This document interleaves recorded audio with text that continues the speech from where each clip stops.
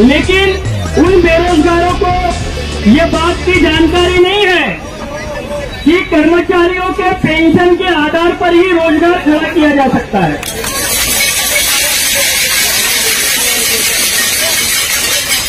कर्मचारियों की पेंशन ये बेरोजगारों को रोजगार देने का मामला है। इस बात की जानकारी न बेरोजगारों को है न कर्मचारियों को है। इस बात की जानकारी न बेरोजगारों को है न कर्मचारियों को है। इसी कारण इस वजह से आंदोलन को काउंटर किया जाने का काम बड़ी मात्रा में हो रहा है।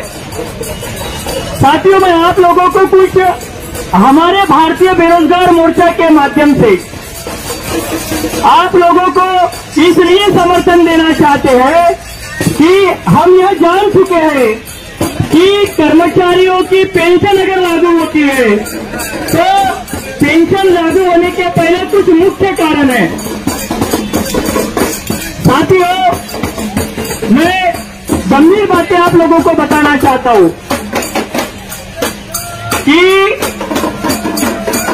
1950 में भारत यह एक लोक कल्याणकारी राष्ट्र है।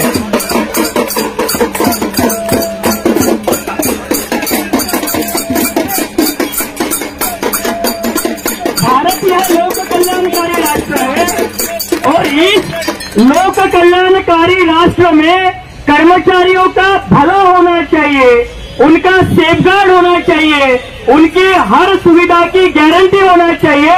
इसीलिए संविधान में जो अधिकार है उसको सेफगार्ड के आधार पर 1950 में 2 नए कानून लाए गए।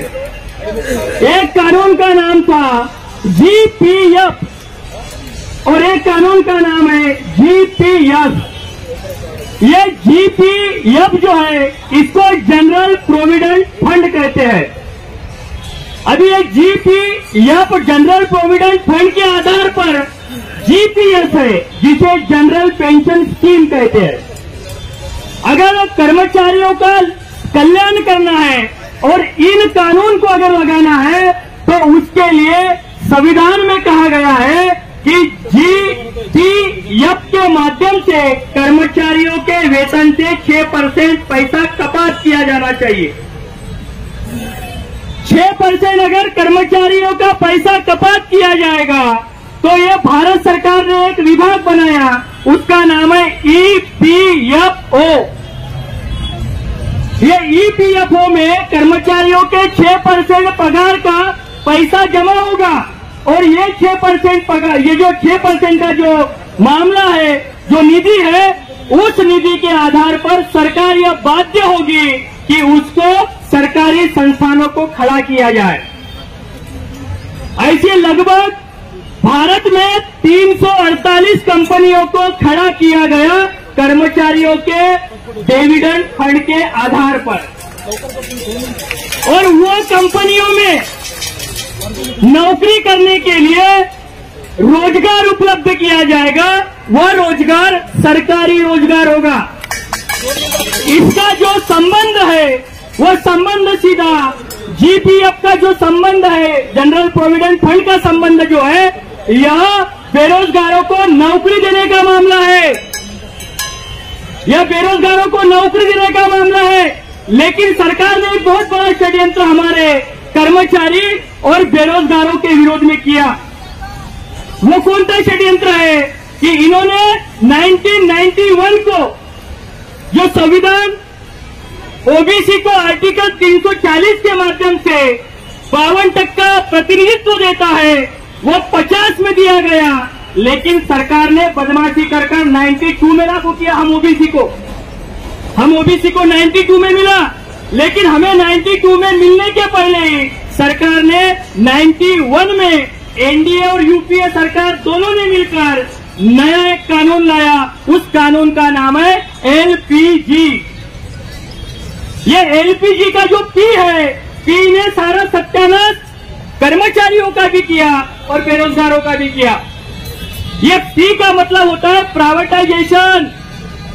जो 348 कंपनियां सरकार ने कर्मचारियों के पैसों से जो वेतन का कपात है उसके आधार पर खड़ी की थी, और उस कंपनियों में जो रॉयल्टी होता है वो रॉयल्टी का पैसा कर्मचारियों को पेंशन के आधार पर मिलना चाहिए।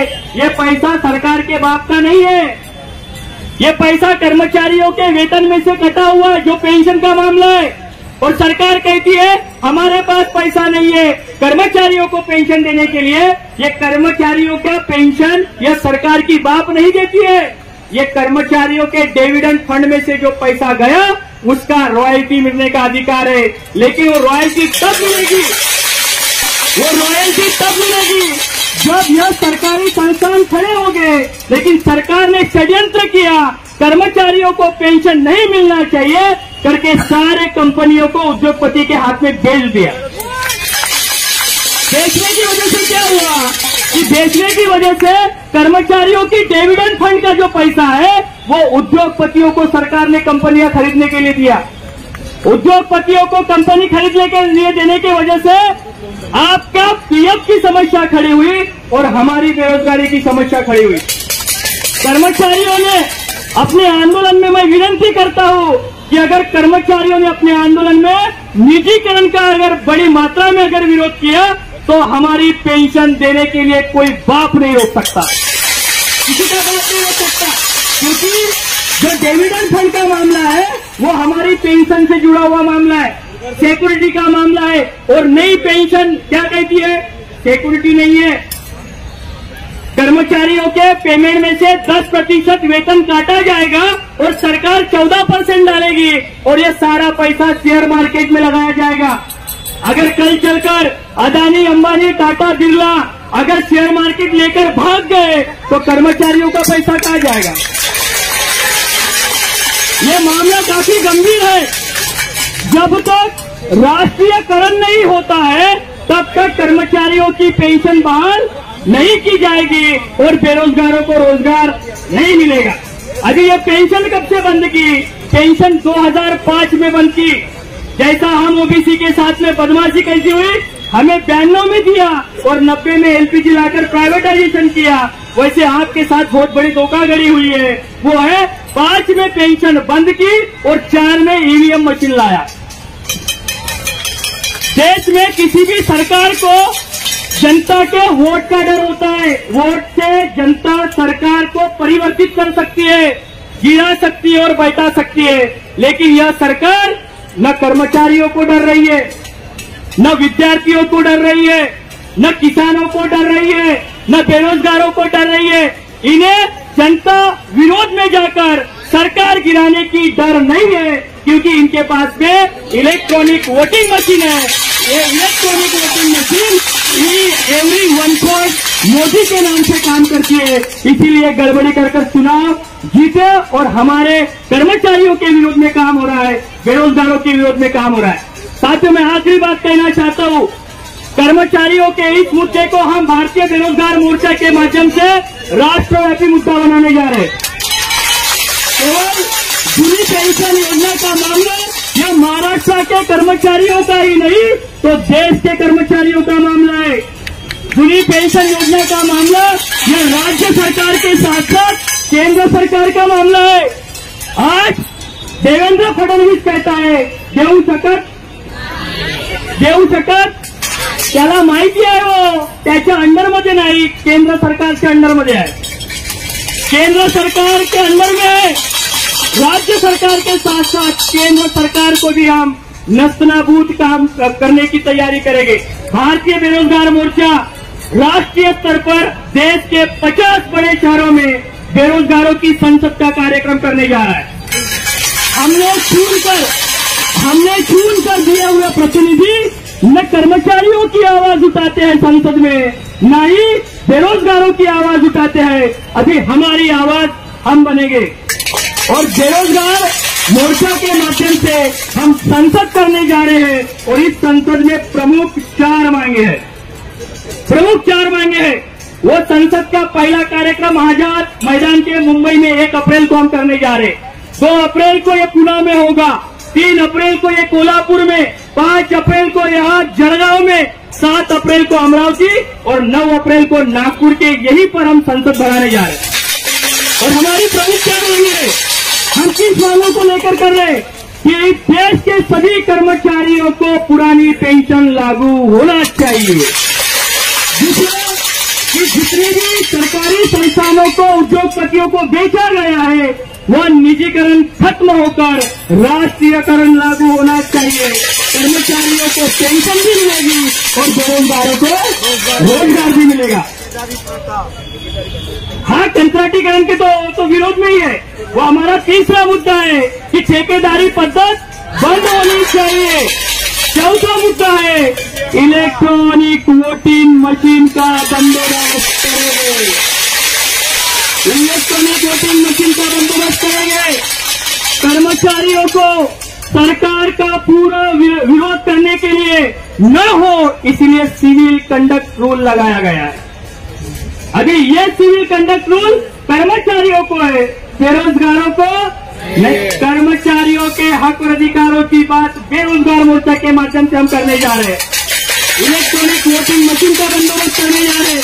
मैंने आप लोगों से विनती है कि निजीकरण यह पेंशन से जुड़ा हुआ मामला है और बेरोजगारी से जुड़ा हुआ मामला है, और ईवीएम मशीन या हिटलरशाही से जुड़ा मामला है। ये दोनों मामले अगर खत्म होते हैं तो हमारी समस्या का समाधान होने से कोई नहीं हो सकता। ये महाराष्ट्र है, ये महाराष्ट्र है। मला बरं बोलता येत नाही, मी खरं बोलणारा माणूस आहे। तुम्ही टाळ्या वाजवा, हे माझं उद्देश नाही, खरी माहिती तुमच्यापर्यंत जाओ, हे माझं उद्देश है। वर्तमान में कर्मचारियों के सारे सिविल को, कर्मचारियों के सेफगार्ड को खत्म करने का काम किया जा रहा है। बेरोजगारी को रोजगार खत्म करने का काम किया जा रहा है, जिससे आने वाले समय में नौकरियां नहीं है। ये लड़ाई हमारे आने वाली पीढ़ियों की लड़ाई है। बेरोजगारी की संसद में आप बड़ी मात्रा में शामिल हुए और आपके क्षेत्र में रहने वाले लोगों को भी शामिल करिए। यह महाराष्ट्र, यह फुले शाहू आंबेडकर की धरती है, महात्मा ज्योतिराव फुले की धरती है, छत्रपति शिवाजी महाराज की धरती है। इस धरती में जो क्रांति की आग लगती है तो पूरा देश जलता है। इस धरती में जो आग लगती है पूरा देश जलता है। मैं दावे के साथ कहना चाहता हूं, आपकी मेहनत पानी में नहीं जाएगी। इसकी समाधान करने के लिए देश जल उठेगा, अभी नहीं तो कभी नहीं। सारा मामला खत्म कर दिया है। इसीलिए साथियों, आप बड़ी मात्रा में सारी बातें ध्यान से आपने सुनी और मुझे भी आयोजकों ने अपनी बात यहाँ पर रखने का मौका दिया, उसके लिए मैं सभी का आभार व्यक्त करता हूँ। धन्यवाद। आप बेरोजगारों की संसद को बड़ी मात्रा में समर्थन दोगे, क्योंकि आप बेरोजगारों का बैकबोन हो, बेरोजगारों का बैकबोन हो। बेरोजगार आपके हक की आवाज उठा रहा है, आपने उसको बड़ी मात्रा में सहयोग देना चाहिए। इसी के साथ मैं अपनी बात को यहाँ पे विराम देता हूँ। जय भारत, जय संविधान।